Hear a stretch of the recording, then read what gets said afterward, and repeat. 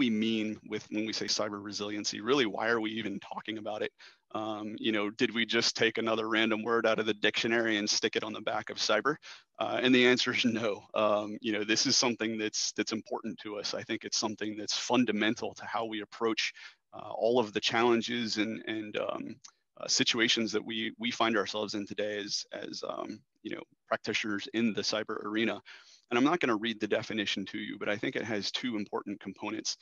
So when we talk about resilience, there's obviously kind of the tactical operational component, right? There's bad things happening all over the world, whether it's inside our enterprise, outside our enterprise, and really how we respond to that, how we recover from that.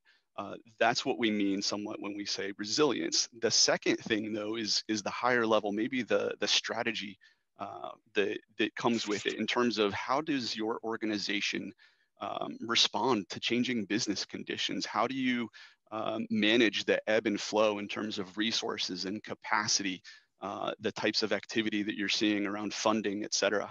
And I think there's three big takeaways as we get into this. And one, when we talk about cyber resilience, we really think about it in terms of it's a mindset. Cyber's complex. It's huge. It means a lot of different things to a lot of different people, depending on what your background or your subject matter expertise or your current position might be.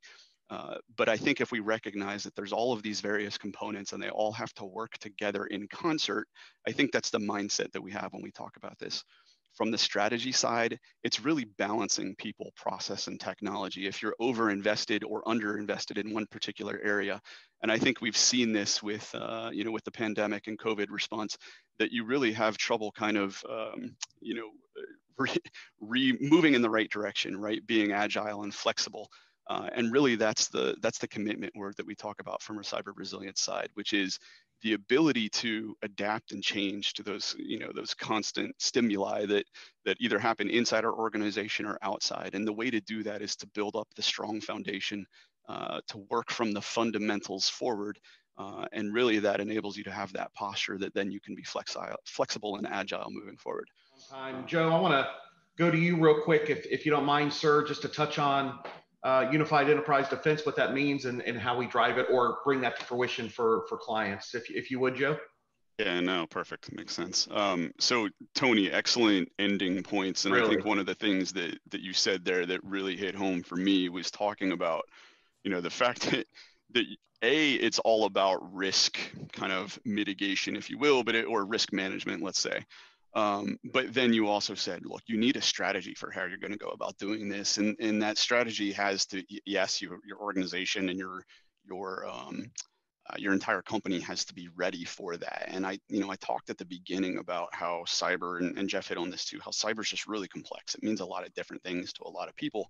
And you can see on the left that, we have this approach in Capgemini that we call unified enterprise defense. And several of the things that you mentioned there, Tony, are captured in here, right? You have to have the right culture, the right organization in terms of how you approach this. You have to have the governance models in place. Sometimes they're a pain, I'll be honest, right? But we at least have to understand what they are. And if we have an issue with them, what risk or impact does that present to our company and our organization? From a visibility and control perspective, right? Do we have visibility into what where the data is, what our employees are doing, how information is flowing across our enterprise, within our enterprise and out to our customers? Do we have the ability to put controls in front of that data flow or even where the data resides?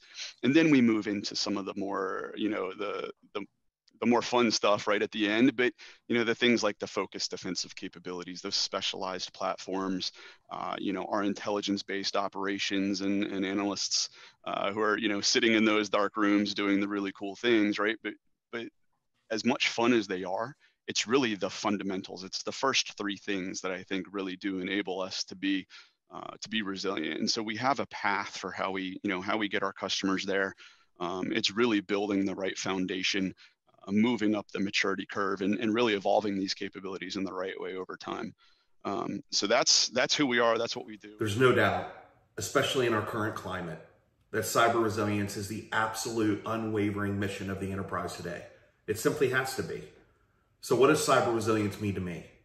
As the head of the North American Cybersecurity Center of Excellence at Capgemini, I think of the discipline, the rigor, the talented people, the mindset, the intelligence sharing, and the collaboration to make cyber resilience an operational reality.